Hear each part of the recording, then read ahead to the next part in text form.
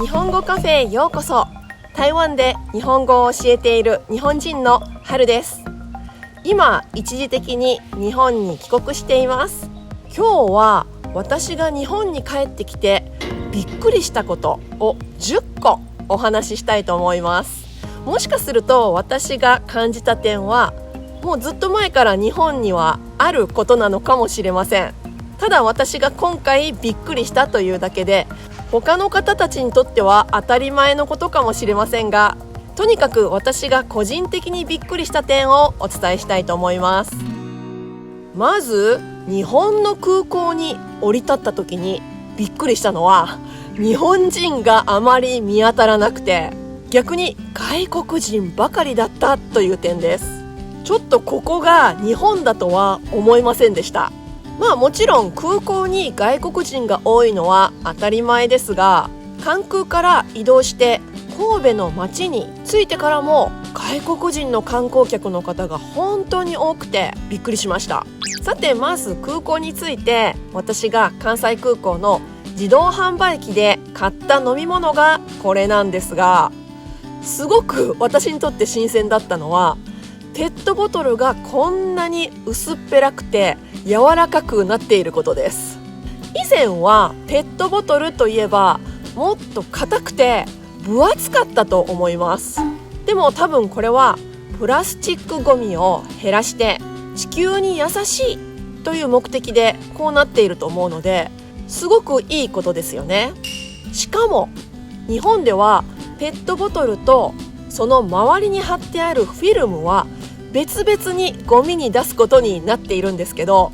このフィルムを剥がすのは結構めんどくさいんですよね。でもこれ見てください。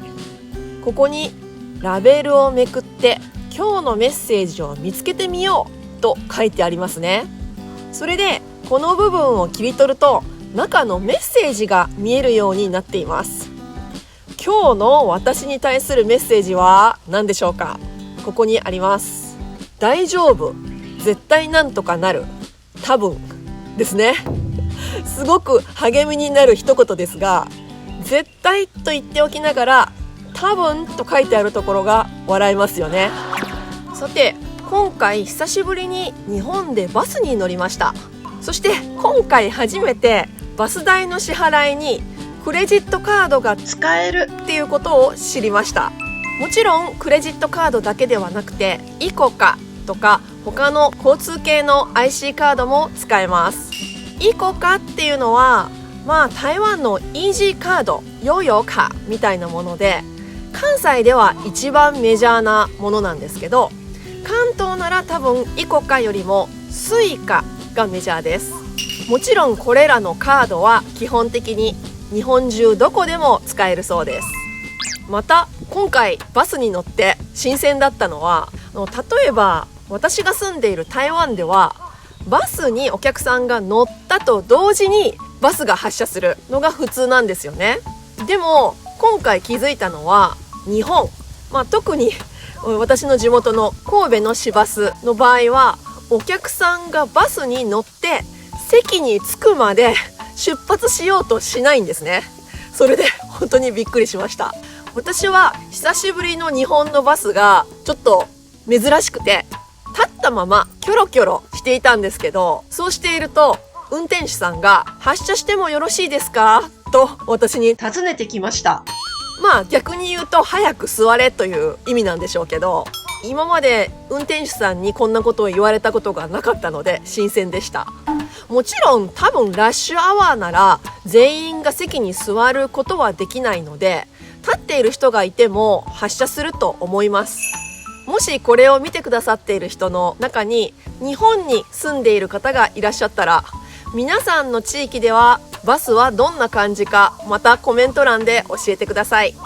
もう一つびっくりしたのはまたバスのことなんですけど、バスの張り紙です。例えば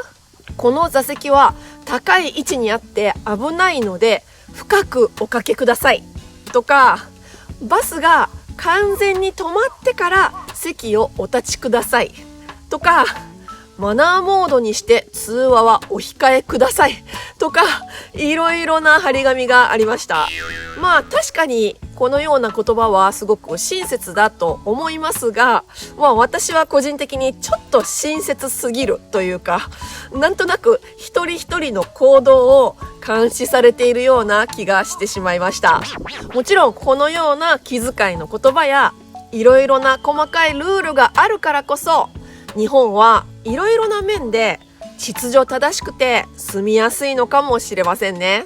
ただしばらく日本に住んでいない身としてはちょっと窮屈な感じがしました。またバスの話ばかりになってしまいますけど、もう一つびっくりしたのはバスのモニターに映っていた広告です。なんと神戸空港でプライベートジェットのサービスがあるらしいんです。上空から六甲山を見下ろすこともできますし、どうやら飛行機から神戸の夜景を見ながらプロポーズするのがおすすめのようですね。ただ毎日このバスに乗っている人はこのコマーシャルを毎日見ることになるので、プロポーズされる方としてはあまりサプライズにはならないかなと思いました。それにもし彼氏がプロポーズせずにただ飛行機に乗るデートのつもりだけだったとしたら、彼女は逆にがっかりするだろうなとか、いろいろこのコマーシャルを何度も繰り返し見ながらどうでもいい心配をしてしまいました。さてバスから降りて実家まで歩いていきましたが、昼間の住宅街が静かすぎるのが本当に衝撃的でした。本当にあまり人通りがないし、全く音が聞こえてきませんでした。もしかすると日本という国は全体的に静かだからこそ少しの音も目立ってしまって、電車やバスの中での通話も嫌がられるのかもしれませんね。それに以前の動画でも日本人はいろいろな虫の種類を知っていて、その鳴き声を聞き分けることができるという話をしましたが、基本的に静かだからこそこれらの音に敏感なのかもしれませんね。さてもう一つ、今回びっくりしたのは日本の気候です。私が住んでいる台北の6月から7月といえば、毎日朝から晩までクーラーをつける生活です。実際クーラーをつけるのは3月4月ぐらいから結構暑い日があるので、つける日はつけるんですけど、特に6月7月といえば夜でも湿気があってすごく暑いですよね。でも日本というかこの神戸は今確かに梅雨なので雨は本当に多いんですけど、まだそれほど暑くなくてすごく爽やかで過ごしやすいです。昼間は太陽が出ると確かに日向ではすごく暑く感じるんですけど、日陰に入るとまだまだ涼しいです。もちろん夜はまだクーラーは必要ありません。そもそも夜クーラーをつけて寝る人は日本では結構少ないんじゃないかと思います。じゃあ次の気づいた点は少しマイナスのことなんですけど、10年20年前と比べると店員さんの接客態度が悪くなったような気がします。もちろんこれはどんな店かにもよります。あとは私が海外に長いので、自分の母国のことをちょっと美化しすぎていたというのもあるかもしれません。最近の状況と10年20年前が変わってきたというのは、もしかすると今までの日本のサービス業の基準が異常だったのかもしれません。以前この動画の中で日本人にはお客様は神様だっていう考え方があるっていうことについて話しましたが、その時代はもう終わったかもしれませんね。むしろ終わった方がいい部分もあると思います。っていうのは、このお客様は神様だっていう考え方のせいで、日本ではカスハラっていう問題が深刻化しました。カスハラっていうのはカスタマーハラスメントの略で、ひどい客が店員に無理な要求をして、そのせいでお店の商売が悪くなったり、お店が経営を続けられなくなったり、また店員さんがメンタルの問題を抱えたりすることが起きているそうです。ですからお客様はお客様、神様じゃないという今の若い人の考え方の方がもしかすると国際基準にかなっているのかもしれませんね。最後に今回帰国して感動した点として、アジサイがめちゃくちゃ綺麗だという点です。一般家庭の庭にもたくさん今咲いているので、ただ近所を犬の散歩で通りがかるだけでもいろいろなアジサイを見ることができて、まるで花見をしている気分です。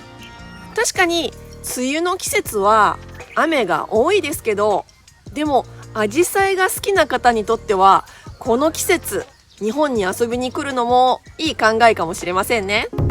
はい、どうでしたか？皆さんは最近の日本のどんな変化にびっくりしましたか？よかったらコメント欄で教えてください。